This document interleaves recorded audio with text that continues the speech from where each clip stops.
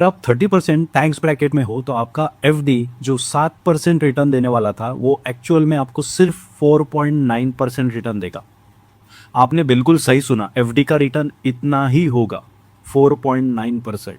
लेकिन एक ऐसा म्यूचुअल फंड है जो एफडी जितना ही स्टेबल माना जाता है, लेकिन टैक्स बेनिफिट में एफडी से काफी बेटर है। उसका नाम है आर्बिट्राज फंड। आर्बिट्राज फंड जो है वो मार्केट में हेज पोजीशन लेते हैं, यानी एक ही टाइम पे वो बाइंग करते हैं और उसी टाइम पे सेलिंग करते हैं। द ओनली थिंग इज कि वो अगर बीएससी में बाय करेंगे तो एनएससी में सेल करेंगे, और जितना डिफरेंस रहता है उसका बेनिफिट वो लेते हैं। इसलिए मार्केट ऊपर जाए या नीचे जाए, इसका रिस्क काफी लिमिटेड होता है, और इसी वजह से इसके जो रिटर्न्स है वो एफडी के आसपास ही होते हैं, ऑलमोस्ट 6 to 7% ईयरली। लेकिन असली एडवांटेज आता है वो है टैक्सेशन में। एफडी का टैक्सेशन आपको पता है कि आपके इनकम टैक्स स्लैब के अनुसार आपको एफडी में टैक्स देना पड़ेगा। अगर आप 30% टैक्स स्लैब में है तो आपको एफडी के इंटरेस्ट पे 30% देना पड़ेगा।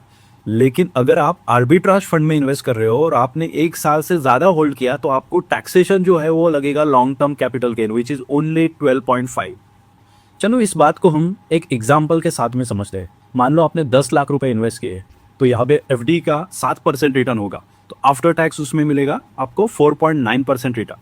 सो 10 लाख पे 4.9% रिटर्न। और आर्बिट्राज फंड में अगर लेट्स से हमने 6.5% रिटर्न भी पकड़ लिया, लेकिन आफ्टर टैक्स वो भी 5.7 to 5.8% मिलेगा, यानी एफडी में 4.9 और आर्बिट्राज फंड में 5.7 to 5.8।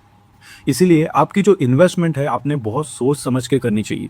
आपको ऐसा सिंपल इन्वेस्टिंग कंसेप्ट समझने हैं तो हमारे चैनल को फॉलो करना मत भूलिएगा। Thank you so much.